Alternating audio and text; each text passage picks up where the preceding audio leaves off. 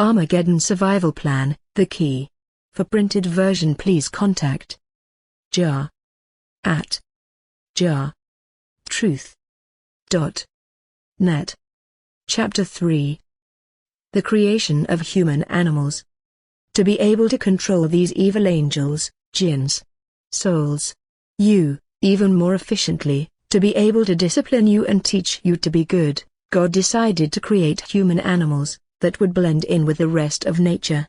These creatures would be living animals, breathing air and having the same body functions as the others. They would also have to have the same selfish animal instincts, that is living by survival of the fittest, but would not be evil. Animals are not evil, like you, they are only animals, and do not know any better than to live by following their natural, animal instincts. So God created Adam, man, then created Eve, woman, from Adam's rib, making her flesh of his flesh and bone of his bone, and he gave the simple story to Moses in Genesis, and later to Mohammed, in the Koran. Listing the family trees of all the people, would have made Genesis, the Bible and the Koran into a library of 10 to 20 volumes, and they are already so big, that many people allow Satan to intimidate them, into not reading them, because of their size. Once the human animals had been created, God breathed life into them, human life. Surah 15, verse 29. Lucifer and his angels. Opening parenthesis. You. Closing parenthesis. Were then given a choice, and had to decide whether or not to submit to human limitations and being reprogrammed to be good, little by little, over many human lifetimes and thousands of earth years, or to sit and wait for the fire to destroy you. Surah 15, verse 30. All the evil angels, jinns, you, except Lucifer, himself, chose to submit to being locked inside of Adam's and Eve's, making human plus beings. Revelation 3, verse 7. He that closes and no man opens, and he that opens and no man closes. Later, when Jesus said to his disciples, "These things I do, you will do and more than these." John 14, verse 12, he was referring to, if and when they earned their pardons, they would be given back their divinity and superhuman powers, which would allow them to do even more incredible things than he could do whilst locked inside the Son of Mary. Remember, that he too had to submit to human limitations, so that people could see him, and follow his example. I am the way you have to be. The reason that Lucifer, now called Satan, is so powerful, is because he refused to submit to human limitations, being locked inside of a human animal, and learning to be good, so he still has his memory and superhuman powers. He refused, because of his incredible arrogance, which was what caused him to be banished from heaven, along with you, in the first place. Surah 7, verse 11 and Surah 15, verse 31 to 44. Satan, asked God to reprieve him, until the last day, and the Lord granted his wish, so that he could use Satan, to tempt the human plus beings, you. Satan swore to attack you all, by seduction, lies, etc., from in front and from behind, and from your left and from your right. Surah 7, verse 15 to 20 and Surah 15, verse 44, and from inside, the enemy within, because he considers all of you to be traitors to him, for blaming him, and having submitted to human limitations, and trying to learn to be good. That is why he is now your enemy. Armageddon Survival Plan, key. For printed version please contact jar at jar.truth.net. If you follow him now, he will reward you with the only thing that he has to offer, that is worldly material treasures, that you cannot keep, and animal pleasures of the flesh. If you do follow him, it will be into the fire, execution. If you strive to be good, Satan will attack you, from every direction, to try to pull you back into his control, because, when you do good in the world, you become a threat to him. That is when you need 100% faith, and with that faith, God's protection from evil. Ephesians 6, verse 10 to 18, Surah 2, verse 257. Whenever you let Satan deceive you, into thinking that you cannot win against injustice, just because you are vastly outnumbered, and completely surrounded, for example fighting City Hall, Ephesians 6, verse 12, when, if only you didn't let Satan deceive you, you could win, by trusting in God and by wearing his armor. You are telling God that you think Satan is more powerful than he is. That is ridiculous, because God sent Satan here and keeps him here, against his will, which is why, over thousands of years, Satan has become more and more bitter and twisted. He is now so sick, and depraved, that I feel sorry for him. You can always win against injustice, with enough faith, as long as you talk to God, follow his orders and have 100% faith, because he will be with you, every step of the way. That does not mean that it will be easy, but then no one said that life in prison would be easy. You will have to fight, every step of the way. But, with 100% faith, you can use the force, to overcome all obstacles. When you are doing God's will for you, the entire world cannot stop you from winning. If you lose your faith, you will lose the battle. However, if you keep going forwards and do not let Satan scare you, by holding on to your faith in God's protection, following his will, you cannot lose. In any case, these problems in your lives are only tests, to see whether you are willing to fight for God, against Satan. You should not see these things as problems, but as an opportunity to earn points towards your remission. There are no such things as problems, they are only solutions waiting to be found. They are only problems in your mind, or frame of mind. If you do not recognize them as problems, then they are not problems, but solutions waiting to be found, and you should be grateful for these opportunities, to fight to show your worth, and these evil people, what you are made of. It is how you face up to these tests and overcome them, that builds your character, spiritual strength, willpower, makes you stronger and makes you who you are. Don't fight for selfish reasons, and stay calm, because your human emotions, fear, anger, aggression, etc., will cloud your judgment, and block God's messages and the force, and you will lose. The force can only be used for knowledge and defense, not for aggressive physical attack.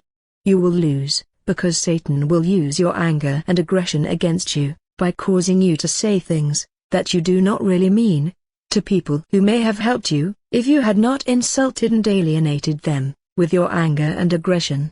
Once you have established who is friend, and who is foe, fight your foe, no matter what position he may hold. Remember that all men were created equal, and still are, in God's eyes.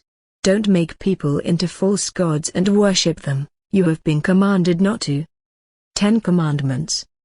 If you do, you will defeat yourself, before you start. If you fight with human emotions, you will block out the force, and then Satan can sidetrack you, lead you off in another direction, and keep you bogged down, arguing with someone who could probably have helped, and speeded you on your way. Fight with your spirit and determination, not with your fists, except in self-defense. Keep calm and smiling, at all times, listen to God's guidance, then go forward and conquer. It is that simple. These things are sent to try, test, us. Do not complicate matters, with organized religions and superstitious nonsense. Keep it simple. God.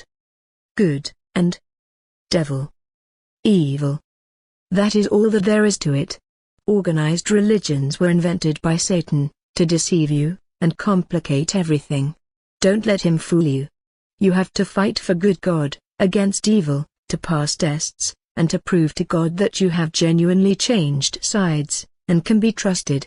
Fighting with Satan, against God, is what got you sent here, so the only way you can prove to God, beyond any shadow of a doubt, that you have genuinely changed sides and want to be good, is by fighting, here and now, for God, good, against the devil, evil.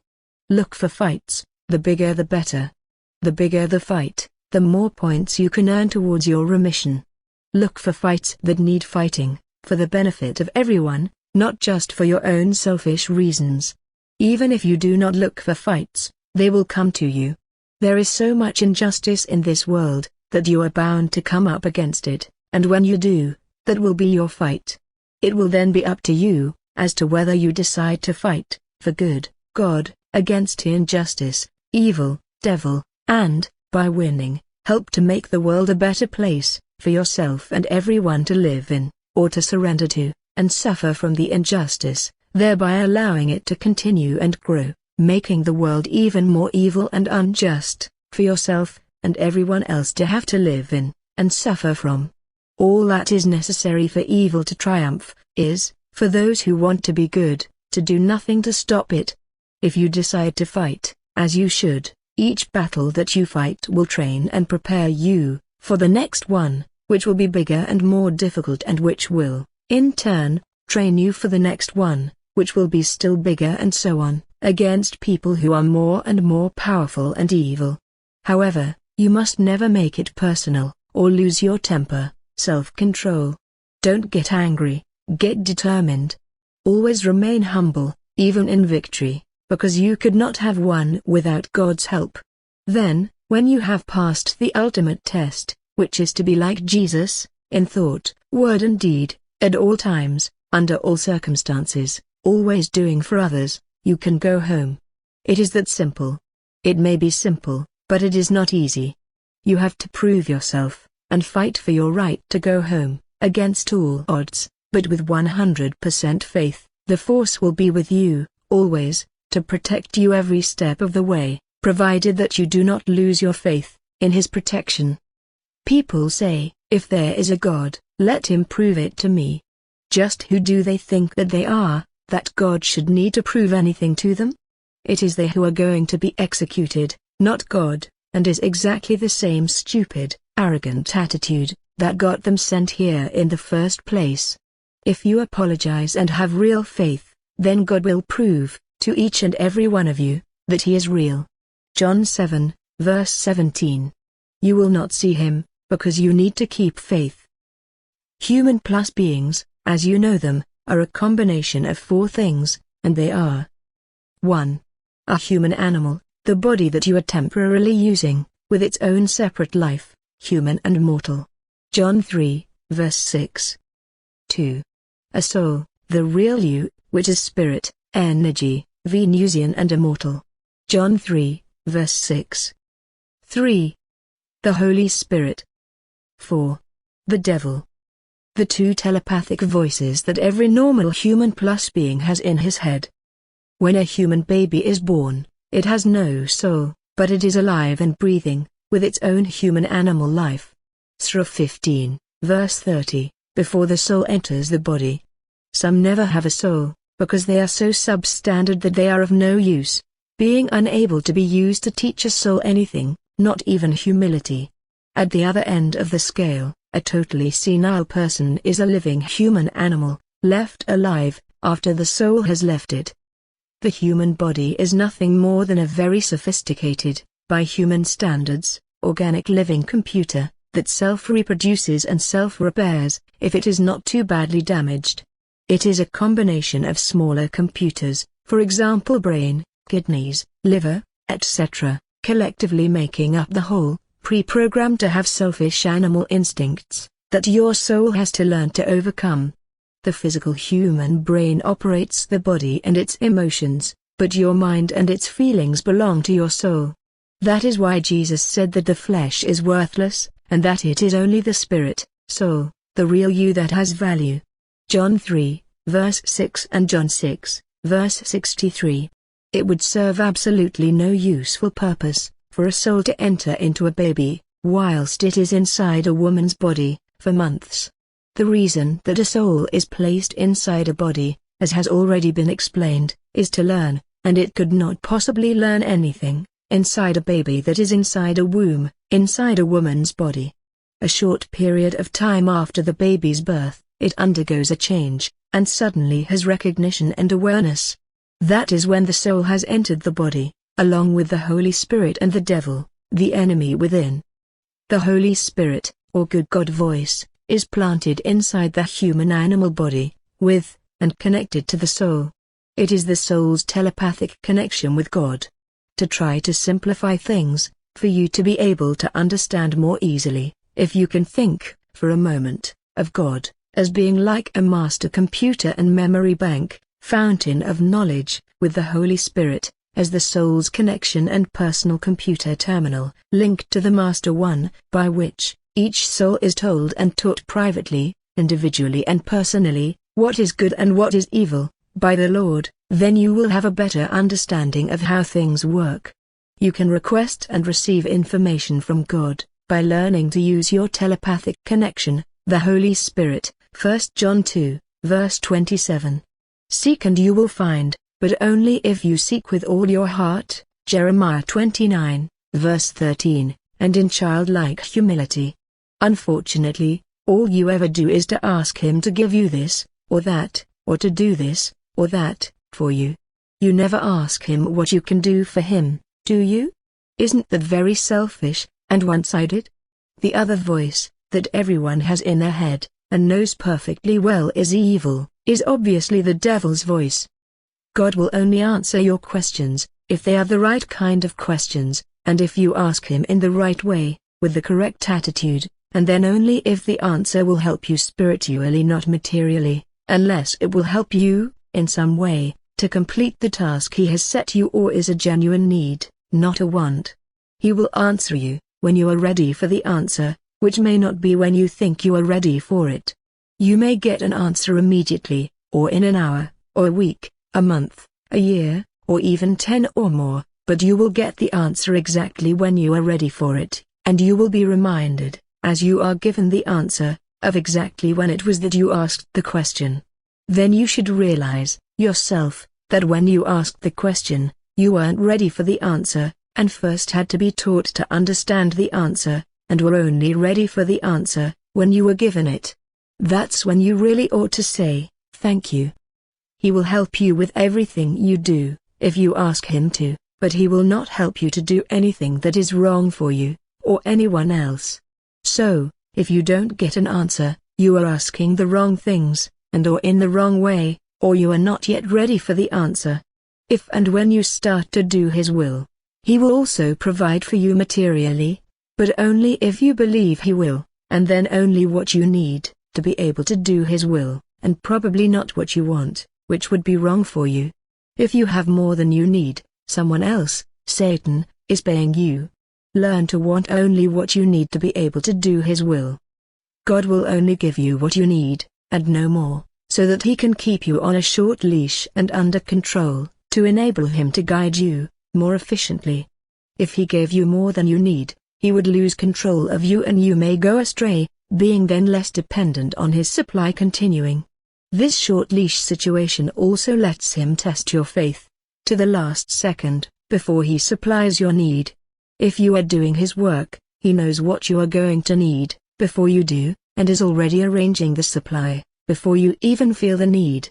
That is why Jesus told the man who wanted to be perfect, that, as well as keeping the commandments, as he said he had done all his life, he must sell his possessions and give the money to the poor. The poor was the disciples' collective purse, kitty or bag, that Judas kept.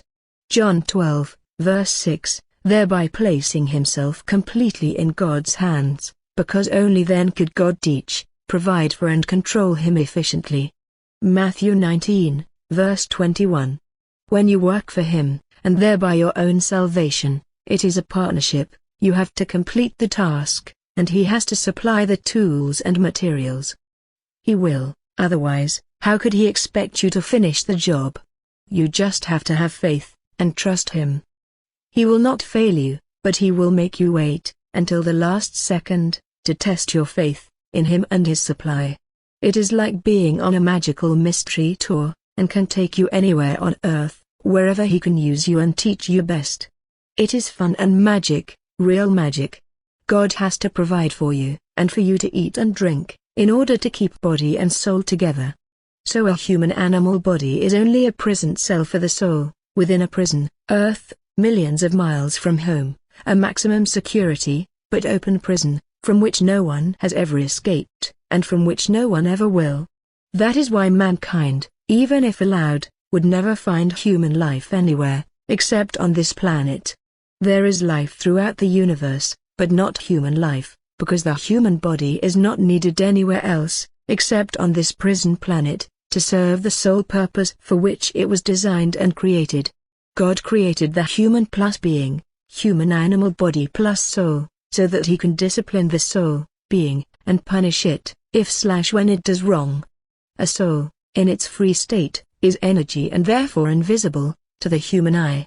It does not feel heat, cold, hunger, thirst or pain, in any and all of its various forms, and therefore cannot be punished and disciplined, only destroyed. Unlike humans, it has no needs. Revelation 7, verse 16. It is not possible to teach an evil soul, in its free state, to be good, by sending it to bed with no supper, because it does not get hungry. It is not possible to smack its backside, because it does not have one, and, in any case, it does not feel pain. The soul is normally locked inside the human animal body, for the lifetime of the body, and is locked in such a way, that it becomes an integral part of the body, Revelation 3, verse 7, and therefore feels whatever the body feels. Then, by inflicting pain on the body, the soul feels it, and so, can be punished, to varying, but exact degrees, depending upon what it deserves, by the various types and severities of pain, for example physical, mental, heartache, hardship, disabilities and deformities, etc. This is all designed to teach humility, and the destroying of selfishness. All pain is attached to the self. When the self goes, so does all pain. Life is a perpetual crucifixion, designed to destroy your selfishness, greed and materialism. God talks to the soul by telepathy, using the good voice, which is the same voice that Satan, using the lies of religions and superstitious nonsense, has deceived you all into believing is your conscience. It is not your conscience, it is God talking to each and every one of you, by telepathy, via your connection, the Holy Spirit. Many of you say, why doesn't God talk to me? He does. To each and every one of you, but you don't listen to him. Your real conscience is you, and what you decide to do in a test. When Satan tempts you, and God tells you, with his good voice, not to do what he says, and that what Satan says is wrong, what you then decide to do, is your conscience. You are your conscience, not the good voice, and you're each, independently, responsible for your own soul. It doesn't matter what everyone else does, they are not responsible for your soul. You are. They're responsible for theirs, whether they believe it or not. Satan talks to your animal body, and has deceived you into thinking that you are no more than a crude, smelly animal, with obscene body functions, when you are really spirit, and only temporarily imprisoned in the crude, animal body that you are using, at the moment, which has to eat, go to the toilet, get old and wrinkled and die, etc. You seem to want to believe Satan, and that you are no better than a smelly animal. You don't seem to want to be divine again. Satan tries to talk you into enjoying what feels physically good, to the animal, for example sex, egotism, materialism, selfishness, competition and superiority, the inflicting of pain, killing, betting, depravity and perversion, etc., to try to get you as low as he is, so that you will never be able to go home, and he is the serpent, always eating dust, as low as you can get. Genesis 3, verse 14. You, being really spirit, will never get true and lasting joy, or satisfaction, from animal pleasures, as nice as they can be. It is self-defeating and a vicious circle. The more you try, the more you feel you need, and the worse things become.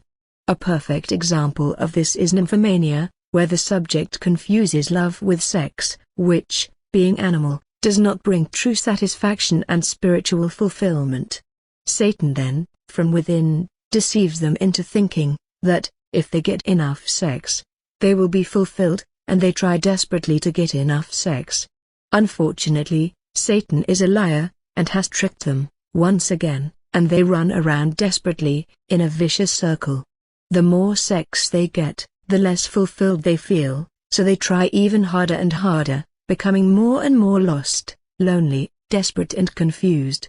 You are not an animal, you are spirit. Animal pleasures alone will never satisfy your soul's need for spiritual love and fulfillment. God, the source of spiritual love, God is love, is the answer to every question, problem, or illness in your life. Once you have found God, and acknowledge Him as your Father, you automatically have the solution to every problem and illness, so long as you have direct contact, and do what He tells you to do, His will. Learn to know the difference between real love and animal sex or lust. The reason, or logic, behind God designing human plus beings, is that the soul has to overcome and control the animal, then use it to give love, spiritual and pure, and affection, human, and to always do for the benefit of everyone.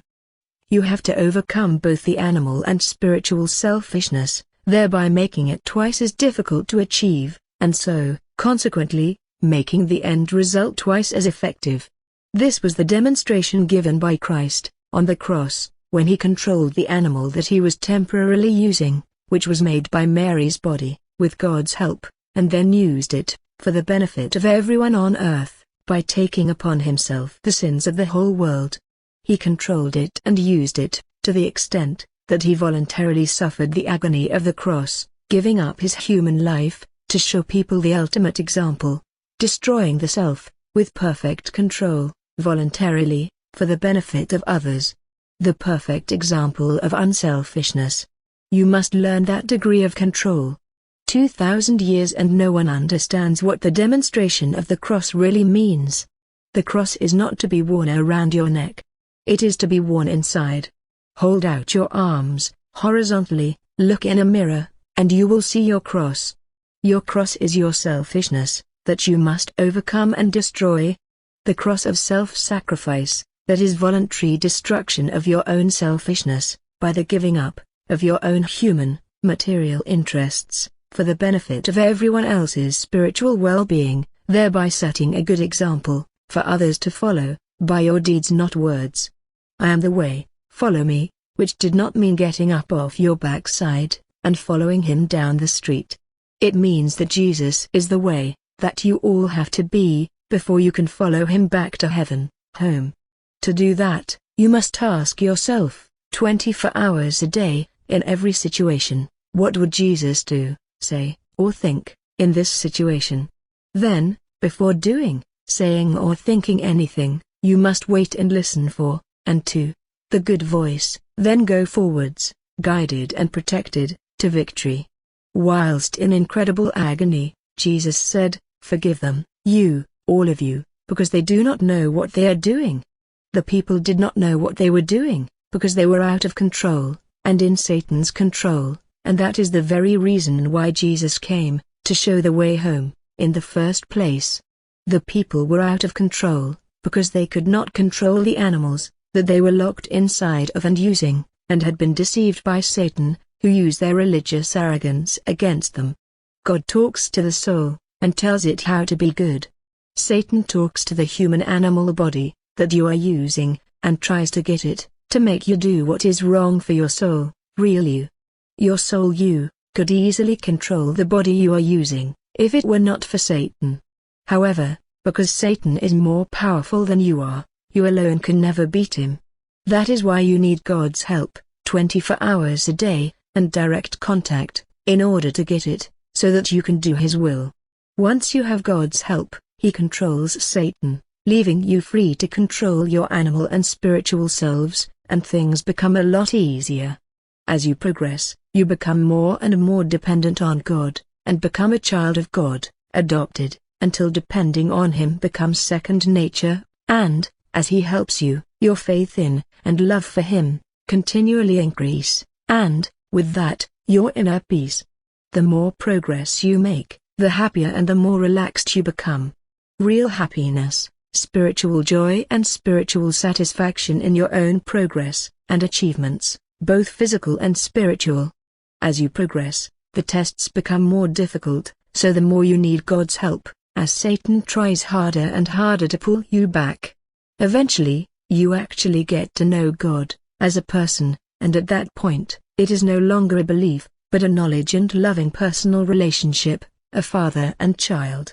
As you are getting to know God, Satan will be trying harder and harder to pull you back, so you will also get to know him, how he operates and just how evil, sick and insane he really is, from what he does and says to you to try to frighten, or bribe you into stopping. Once you know Satan, and exactly how he operates, you will then be able to beat him. You have to know your enemy, before you can beat him. The more you get to know God, the more you see how awe-inspiringly wonderful, loving, wise, compassionate and merciful he is, and the more you wonder, how you ever managed to be so blind. You also wonder how you ever managed to live without him, and his divine love, surrounding and protecting you from all ills. You will then learn to love, and enjoy, doing his will, and receive the reward of ever-increasing spiritual, and therefore true happiness, joy, that no man can take away from you. Then you will be so full of love, peace and joy, that you will actually know what it feels like, and therefore the true meaning of, my cup overflows, runneth over, and fully understand, and live Psalm 23.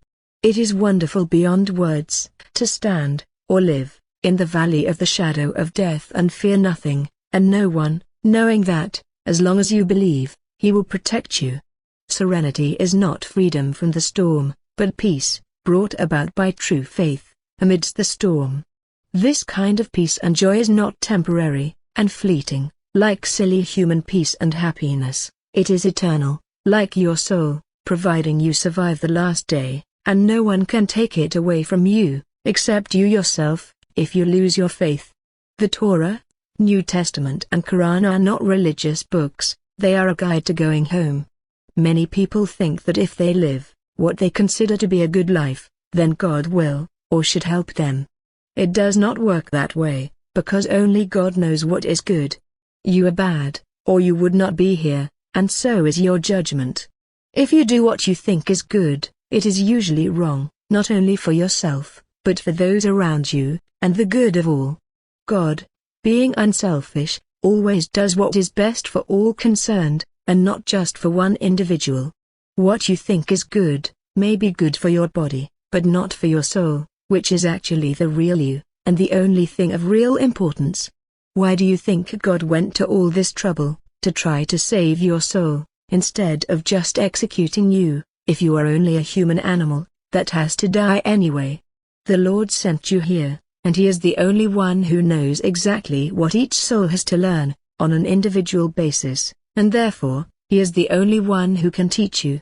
That is why organized religions are totally wrong, because they build a wall between you and God, preventing your direct contact, and your free thinking and reasoning process. This is exactly what Satan wants, and that is why he invented organized religions. Never underestimate Satan. If you do what you want to do, you are running in circles, doing yourself and no one else any good, being lost and confused, going nowhere, continually hurting yourself and others, suffering, and Satan will lead you astray and into the fire. The shortest distance between 2 points is a straight line, and, if you do God's will, and let him teach you and help you, you will then be going in a straight line. You will also no longer be trying to swim against the flow, and arrive home, in the shortest possible time, with the least possible waste of effort. He will even supply, directly, the energy force, for you to do what he wants you to do, to make it even easier for you, and he will cheer you on to victory. God does not want you to be here, he wants you to learn to be good and come home, as soon as possible. That is all that he has always wanted of you. God is very sad, because he misses you and wants you to come home, but he cannot let you come home, until he is certain that you will be good, and not cause any more trouble, or hurt anyone. Micah 6, verse 8. Home has many names here, like, heaven, nirvana, Valhalla, utopia, Zion, the happy hunting ground, paradise, etc., but it is not an ideological, abstract place, it is the morning star, which is a real, physical planet. How can you do God's will, unless you tell him that you want to do his will, and ask him to tell you exactly what he wants you to do, second by second? Ask him privately, with thoughts, not words, and listen for his reply in your mind. Also ask him to revitalize your Holy Spirit, and reinforce it. Ask him to come inside you, and give you the strength, to be able to do his will and overcome Satan, by teaching you how to use the force. No human prophet can be with you all of the time, to teach you, only God can do that, and he will, if you ask him to. He is waiting patiently for you to ask. You are never alone, you just cannot see your guardian angels, but they can see you, and they know exactly what you are doing, thinking or saying, every second of your life. Job 42, verse 2. Amongst Lucifer's followers, there were many weak-willed souls, who were misled by him and deceived, by his lies, into fighting against God. There were others, who were really his friends and accomplices, who had helped him plan and organize the rebellion, and who fought eagerly with him, for their own selfish reasons. Here in prison, God wanted good to overcome evil, so he used the natural supremacy of the male species, and locked Satan's friends into female human animals, and the less evil souls into male human animals, so that the males, being stronger, could control the females, and teach them to be less evil and selfish. 1 Corinthians 11, verse 3 and 1 Timothy 2, verse 11 and 12. Before we go any further, and some of you wrongly decide that I must be a woman-hater, let me state the true fact, that is that I love women, more than any man that has ever lived. I will explain the illogicality of your wrong assumption to you, if you make it, at the end of this chapter, so, for now, please just allow me the benefit of the doubt, accept what I say, and continue reading, for your own good. A soul, the real you, has no sex. It is the body, that the soul is temporarily using, that has a sex, so you, the soul, are neither male nor female, nor even human. If and when, a soul, locked inside a female body, learns to be a perfect woman, in God's eyes, not yours, it has then earned promotion, and the right to be locked inside a male body, in its next human lifetime. See the Gospel of Thomas, log 114, verse 20-26.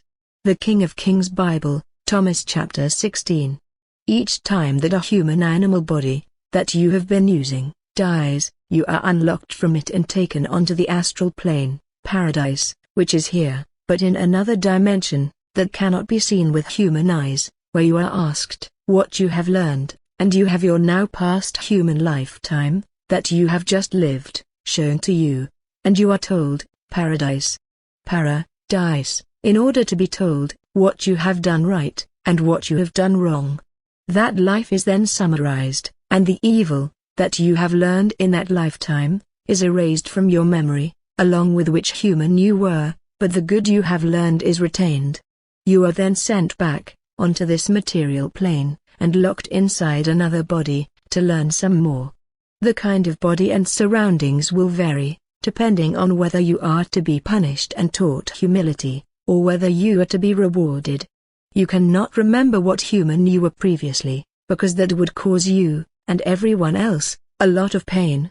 For example, if an old man died and came back as a baby, remembering who he had been, and went to see his wife, now his widow, from his previous lifetime, it would cause her, himself and his new parents, a lot of pain and would serve no useful purpose.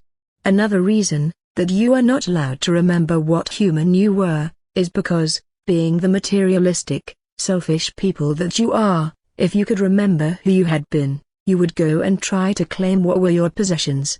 Wouldn't you? As the object of being here, is to learn to be unselfish, good and unmaterialistic, allowing you to remember would be counterproductive. Also, you wouldn't want to be able to remember being a murderer, or a rapist, or being murdered, would you? What you do remember is all the good that you have learned. All those things that you know are right, and that no one, in your present lifetime, has taught you, you have learned in your previous lifetimes. If you live a good life, you advance and shorten your sentence. If you live a bad life, you go backwards and are punished. If you live a half and half type of life, you stay at the same place, same spiritual level, and just get a new body to use. The trouble with staying at the same place, or going backwards, is that you are running out of time to earn your pardon.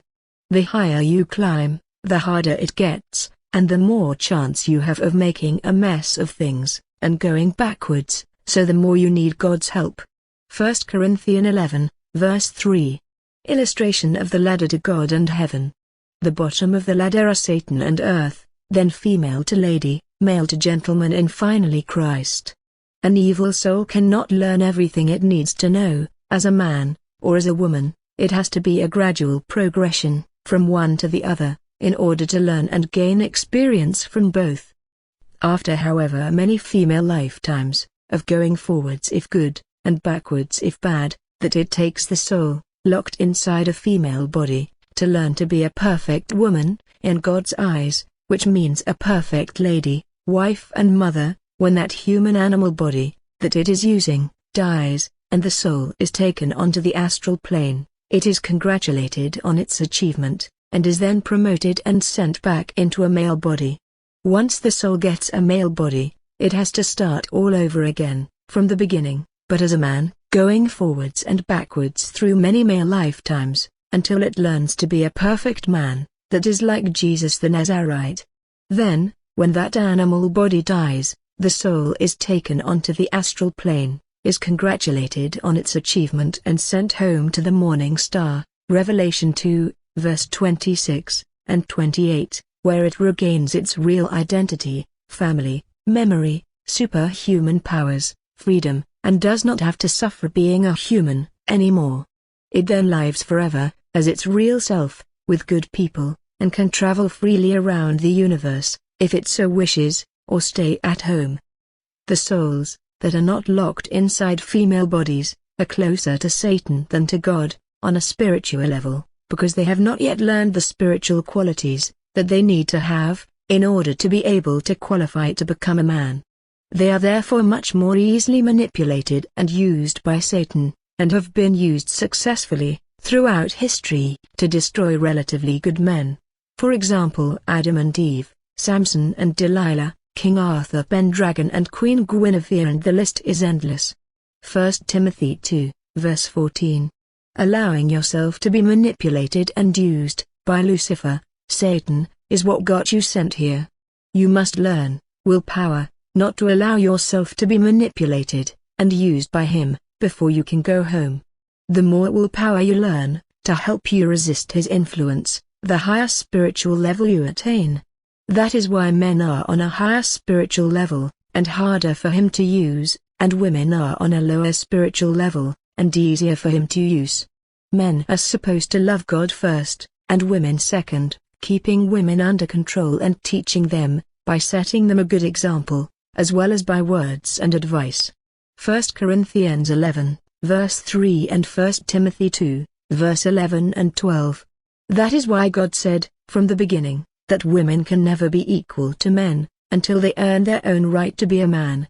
Genesis 3, verse 16, 1 Corinthians 11, verse 1-3, Surah 2, verse 228 and Surah 4, verse 34.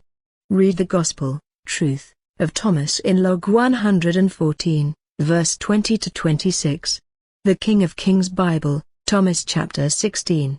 You cannot serve God and be a women's libber. The two things are totally incompatible, because God had said repeatedly that women are not men's equal. Genesis 3, verse 16, 1 Corinthians 11, verse 1-3 and 1 Timothy 2, verse 11-15, Surah 2, verse 228 and Surah 4, verse 34. They are also incompatible because they are complete opposites. Serving God is based on humility and accepting his teachings, and women's liberation is based on arrogance and refusing to accept God's teachings. Man and not woman was created in God's image, and first. All of the great prophets were men, and so were all of Jesus' disciples. Now you know why. Blue for a boy, God's color, and pink or red for a girl, Satan's color, red dragon/serpent.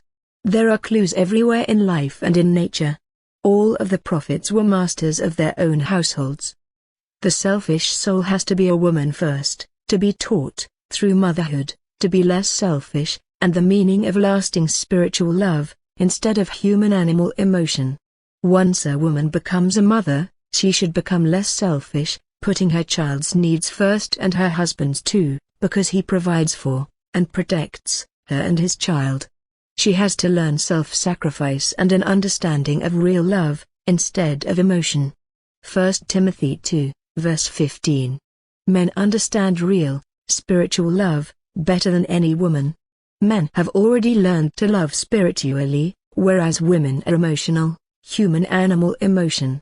This is proved by the fact that when a marriage breaks up, the woman can have sex with someone else, fall madly, emotionally, in love with them, and never give her husband a second thought, whilst it takes an average man between 3 and 5 years to get over the hurt, if he ever does.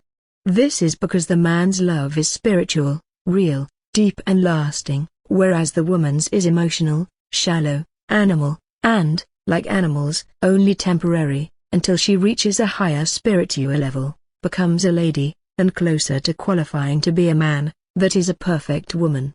That is why God, in His great compassion, usually takes the husband first, because the woman can get over the loss easier than the man could, if he took the wife first. The soul has to be a woman first, to prepare it for being a man. Being a woman teaches, through the pain of childbirth, self-sacrificing and suffering, in the name of real love, crucifixion, which makes them become less arrogant and less selfish, bringing humility and tenderness. Girls were always brought up and taught to care for people, to teach them humility and love, through taking care of others, like Jesus taught by washing His disciples' feet. John 13, verse 5. Nurses are a very good example of this. Motherhood teaches self-sacrificing, by putting her children's needs first, if she is a good mother. The fading of a woman's beauty teaches her humility, and to change her values, from animal attraction and outward show, to needing to be loved for her spiritual qualities, instead of her looks, that is spiritual love, instead of animal attraction or lust. Women age, whilst men mature and become more distinguished, and less marred by an evil life.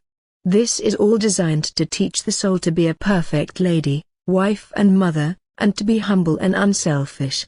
A real lady, spiritual qualities, not money, or titles, has already learned special qualities, that are preparing her to become a man, in a later lifetime. She has grace and elegance, without arrogance, is 100% feminine, soft, warm, affectionate and loving, is self-sacrificing and humble, towards her loved ones and people in general, is modest about her body, and does not exhibit her nakedness to anyone, except her husband, is a virgin when she gets married, saving her charms, unspoiled, for the man she loves. A woman, almost always, falls in love with, and never forgets, the man to whom she gives her virginity. Lst Timothy 2, verse 15. A lady has progressed from being an animal, and attracting people with sex, to wanting people to respect and be attracted to her soul, which is the real her. She has also learned the difference between love and emotion, and last but not least, has learned compassion, which is a godlike quality, and the most important qualification needed to become a man.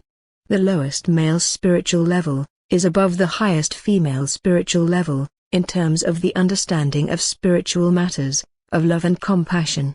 But, because a soul has had to start again, on becoming a man, there are women who appear to be more intelligent than some men, in worldly matters. This is designed, so that the two sexes can help each other, on the upward climb. Mothers, being on a lower spiritual, and more human, physical, level, are equipped to take care of the physical needs, of the family's bodies, feeding, cleaning, nursing, choosing and mending clothes, etc., and giving affection. Dads, being on a higher spiritual level, and less emotional, are better equipped to take care of the family's discipline, and spiritual guidance. Women, as opposed to ladies, are often moral-less, adapting themselves to the morals of their partner, and changing when they change their partner, and they generally have no code of honor. People say that women can be vicious, callous, bitchy, catty, emotional, all of which are animal attributes, materialistic, scheming, have no compassion or pity, and have vicious tempers and tongues. Hell, planet Earth, has no fury like a woman's scorn. Man should firmly, but gently, like God does, use his superior strength and understanding, to maintain discipline and order. Women are more materialistic than men, and men just slave their lives away, to buy things for their women, and some work themselves to death in the process. Who wears the jewelry in a family, silly bits of yellow metal and colored stones, and who has the biggest wardrobe of clothes? Isaiah 3, verse 16-24. Once the soul has become a man, it then has to work towards perfecting its understanding of compassion, spiritual love and selflessness. It should be honorable and moral, fighting evil and injustice, and to protect its family, whilst working towards being a perfect, as far as is possible in hell, man, like Jesus. A soul is only as good as its word, and only has the same value as its word of honor. There is no such thing as a special word of honor, because every word should be honorable and the truth. You will not bear false witness, tell lies. 10 Commandments, and in Matthew 5, verse 37, let your communication be yes, yes, no, number, for whatever is more than these comes from devil, evil. Don't fool yourselves with thinking that you are getting away with telling lies, because you are not. You are only hurting your own souls. The two sexes, in marriage, are supposed to become one flesh. Genesis 2, verse 24, Matthew 19, verse 5 and no 12, 1 Corinthians 6, verse 16, and soulmates, becoming not only one flesh, but also one soul, making one complete unified and indivisible body and soul, to help each other spiritually and physically, on their upwards and homeward climb. They are supposed to create a loving, stable environment, Garden of Eden, into which to bring children, and to teach their children's souls to be good, unselfish, compassionate, and to have an understanding of stable and lasting spiritual love. This teaches spiritual love, because in a good, God-fearing family there is no incestual sex, only pure spiritual love. There are varying degrees of masculinity and femininity, and in order for the two, together, to make one perfect whole, and one flesh, they need to be complementary, as well as compatible.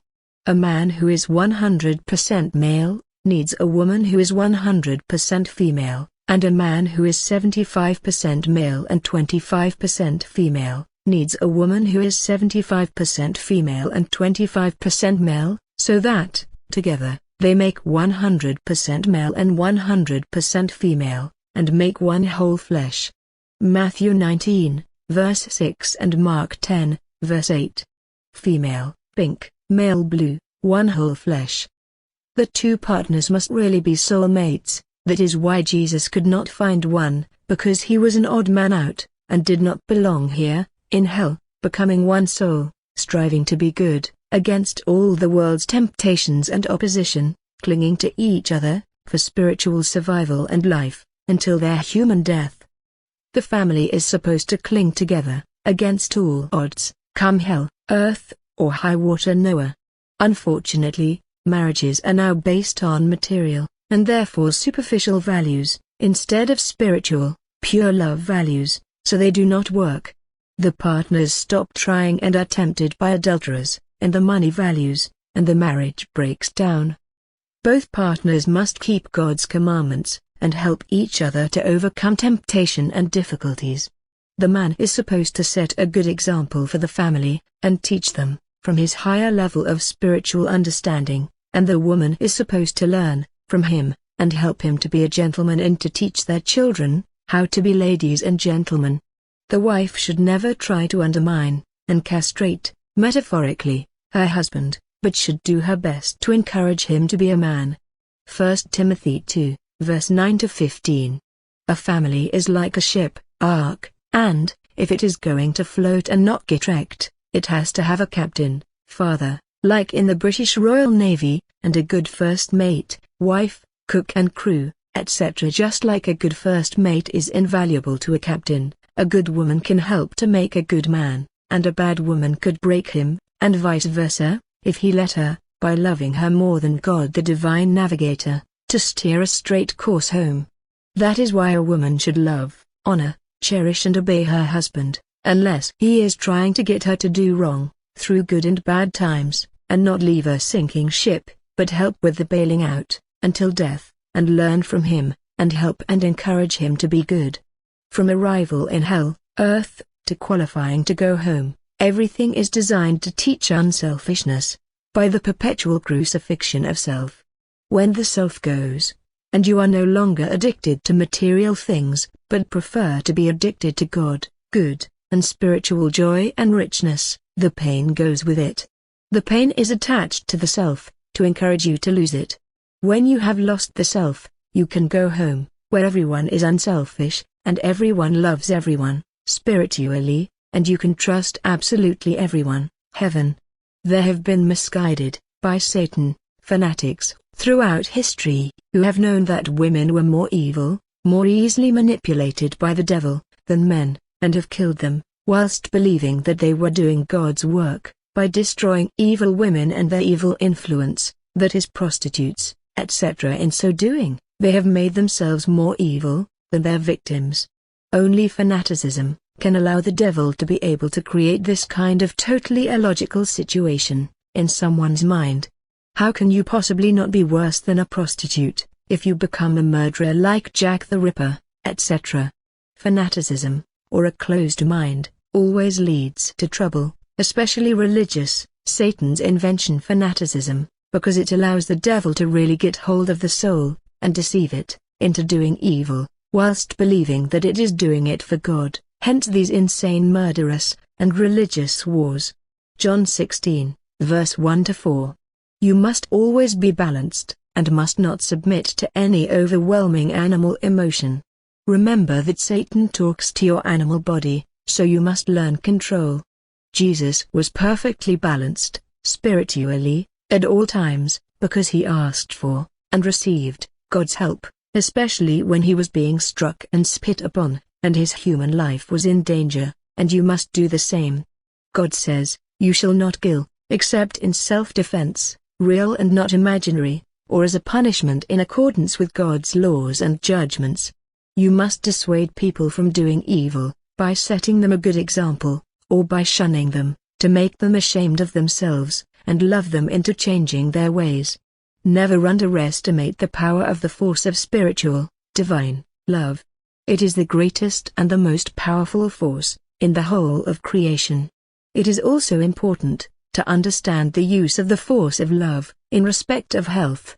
I have already explained, that your human parents' bodies made the body, human animal, that you are temporarily using, but that they are not really your parents, because their bodies did not make your soul, the real you, just as their parents' bodies did not make their souls. Call no man upon the earth your father is in heaven. Matthew 23-9. That does not mean that you should disown each other. Everyone's soul came from the morning star, thousands of years ago, and that is why Christ said, that his body's mother, and his body's brothers, humans, were not his mother and brothers, but that the souls, people, that hear and believe his words, and put them into practice, keep the commandments and do God's will, are his mother and brothers and sisters, relatives. This means that the souls who want to be good, and live, and eventually go home, are his relatives, and that the rest are not, because they want to continue to be evil, and, thereby, remain his enemy, and their souls are going to die, on the last day. This explains why the second commandment says, love your neighbor as yourself, and not just the people of your own household. Mark 12, verse 31. Your neighbor is not just the man next door, but also the man on the far side of the planet and everyone in between. From the time that Jesus began his ministry, right up until his human death on the cross, he called Mary woman, and not mother. John 2, verse 4 and John 19, verse 26. All souls are related, because they originally came from heaven, and it is the soul that is important. Bodies are only prison cells, and worthless. Love all your relatives, not just those of your body. That person that you can see in trouble, could have been your dead grandparent reincarnated. Shouldn't you be helping them? When a soul, being, has learned all that it can, in a particular body and environment, it is time to move on, to a new body and a new environment, to learn some more, and so, that body dies. The soul is then unlocked, from the body, and goes to the astral plane, and later on, it is sent back, into its next body, to learn something different. If the soul has been good, it gets a healthy body, and if it has been very bad, it can get a disabled or deformed body, as a punishment, to teach it humility.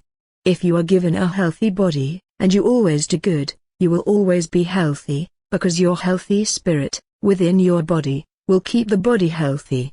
A healthy spirit, which lives always in the light, will keep its body healthy, until it is time for it to move on, to a new body and environment, to learn some more. The good die young. If you were given a healthy body, and you start to do evil, and to live in the dark, then your evil, unhealthy spirit, will poison the body from within, and it will become sick, which is part of the punishment, divine justice, for doing, or thinking evil. If you then stop doing evil, and come out into the light, and do God's will, your now sick body will heal itself, from within. So, if you start to become ill, you should recognize it for what it is. That is a sign, that you have taken a step, in the wrong direction. Stop, and, instead of running to the medicine cupboard, or doctors, ask God, where you have gone wrong, then follow His guidance and continue on the right path, and the sickness will get better. However, if you continue to go in the wrong direction, your illness will get worse and worse. Doctors, with their drugs, surgery and obscene machinery, temporarily relieve the body's physical symptoms, thereby allowing you to ignore God's signs, and continue going the wrong way, and so, unwittingly, by trying to play at being God, they are actually helping Satan, and doing you all a great deal of harm. If they weren't there, and or didn't profess to have the answers, you would all have to ask God to help you, which is exactly what He wants you to do, and is why He sent you the sign, of being sick, Deuteronomy 28, verse 58 to 61, in the first place. There are none so blind, as those who refuse to see. Everything in life is for a reason. Seek and you will find that reason, but you have to seek in the right place, God, with all your heart. Jeremiah 29, verse 13. If you were given a sick body, as a punishment/karmic debt and you do good, then, your now healthy spirit will start to heal the body, from within, or, your punishment will be terminated, and the sick body will die, and you will get a new healthy one, depending upon the severity of your punishment and sickness. Human bodies have to die, or there would be no progress, no fresh starts, no way to control the population explosion, and also, no way to allow nature's natural process to keep the breed healthy, young and strong. You cannot have many more bodies, than there are souls to use them. Bodies were only designed to be prison cells for the souls, beings/jinns, and are themselves worthless. God has sent many clues for you, about the fact that the physical reflects the mental and spiritual, one of which is the story, that God wrote, using the hand of Oscar Wilde, called The Picture of Dorian Gray, which illustrates it perfectly. This story of Dorian Gray and his portrait, and his deal with the devil, shows perfectly, that the physical, which Dorian transferred to the portrait, by making a deal with Satan, reflects the mental and spiritual. Every time Dorian did something evil, the painting of himself became more and more grotesque, evil-looking, wizened and wrinkled, until he could not bear to look at his own evil soul's effect on his body, portrayed on the canvas. There are other clues, in the story of Dorian Gray, about this reflection, and also about home. In the story, Dorian has a book sent to him, by his friend Henry. The book is about evil deeds, and how people that do evil deeds start to look evil. The reason why no one suspected Dorian, of doing evil deeds, was because he looked so handsome, young, innocent and healthy. They did not know that Dorian had done a deal with Satan, and that the painting was looking more and more evil and sick, instead of him. Dorian reads this book, in the evening, by the light of a single bright star. Revelation 22, verse 16. The King of Kings Bible, Revelation 30, verse 16, until night falls, and he cannot read any more. This is a clue about home, because the only star, that it could have possibly been, is the morning/evening star Venus, which is the brightest star in the sky, and can be seen before the sky goes dark, and all the others then appear. Doctors, by playing at God, keeping bodies alive, when they should have died, and the soul being/jinn, should have received a new body, are actually causing unnecessary suffering, by prolonging people's illnesses, and, thereby, also their punishment, and the pain they have to suffer. If they stopped playing at God, as they should, and let the body die, as God intended, the suffering would stop, and the soul, being/jinn, would get a brand new body, human. As already mentioned in Chapter 2, mankind must live with nature, in order to survive and to keep the race healthy. Unfortunately, as usual, mankind is living against God and nature, weakening the race, and filling the world with more and more sick and crippled bodies, thereby causing the souls, that then have to use those bodies, to have to suffer unnecessarily, just so that the selfish parents can have a baby. What about the rights of the poor soul, that is then forced to have to use that baby body, and suffer being permanently sick or crippled? When nature rejects a baby, and it is ejected, born prematurely, it is for a very good reason. That is because the baby, human, is not going to be healthy enough, to be able to be used properly by a soul, being/jinn, and therefore it is rejected. Then along comes faithless, insane man, who thinks he knows better than God, and builds obscene machines, to keep those babies alive, so that they can grow up. 2 Esdras 6, verse 21, to be cripples, and or suffer from terrible diseases, or chronic illness, causing the souls, that have been forced to use those bodies, to have to suffer, and the parents too, with everyone else having to pay extortionate taxes, to pay for the expensive machinery, and the doctors' wages, etc. The doctors then, by filling the world with sick bodies, have ensured for themselves and the pharmaceutical companies, a secure job for life. If those babies then grow up and have children, they then make the situation even worse, by passing on and multiplying, through their genes, the imperfections. Carried to its ultimate conclusion, the entire world would end up being sick and crippled, with no one healthy enough to be able to work and pay taxes for, or personally take care of, the sick, or be able to grow food to feed themselves and the sick. The whole thing is self-defeating, with the ever-decreasing healthy population paying more and more taxes, to maintain the ever-increasing sick and crippled population, all of which is caused by a lack of faith. All you chronically sick and crippled people have your parents' selfishness, the doctors and your own, and everyone else's insanity, and lack of faith, to thank for your suffering. When, if you let go, and they stopped meddling, you could have a brand new, perfectly healthy body to use, instead of suffering, in your present one. When you break the rules, or have lack of faith, in God and His wisdom, you automatically cause yourself to suffer.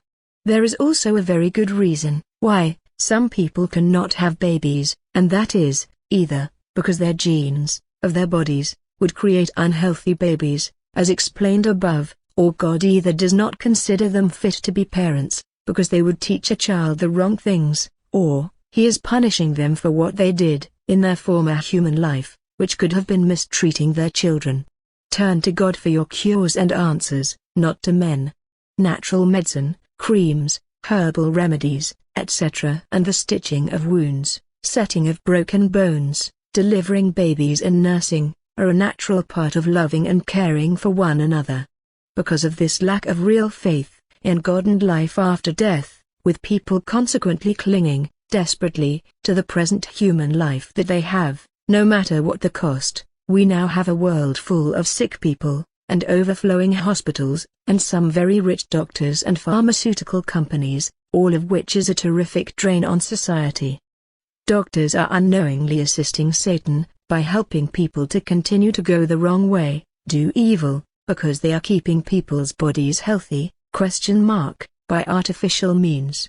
They too have underestimated Satan, been conned, and many sincerely believe that they are helping mankind, when, in fact, they have been deceived, and are actually working for Satan, and mankind's destruction. The road to hellfire is paved with good intentions. If doctors and surgeons are doing what is right, that is God's will, why do they suffer so much, from stress, that many of them are heavy smokers and drinkers, at best, and alcoholics at worst, abuse tranquilizing drugs and have nervous breakdowns? stress is caused by a lack of faith, by fear and by going against God's will, not by overwork. Overworking causes physical tiredness, not stress. If they are so clever and know all the answers, as you seem to think they do, because you go to them for your answers, why don't they heal themselves? Physician, heal thyself. They cannot, and they are not clever, and yet you go to them for help, instead of going to God, as you should do. Deuteronomy 32, verse 39.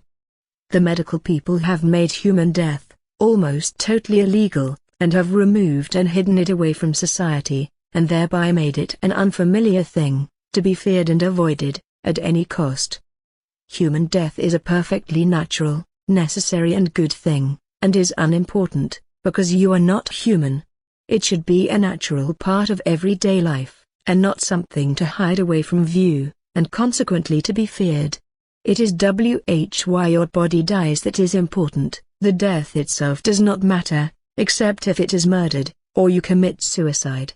God takes the attitude, that if you want to prolong your own suffering, because you have no faith in Him, and also extend your own sentence and punishment, by not moving on, to learn the new things, that you should be learning, then He will let you continue to punish yourselves.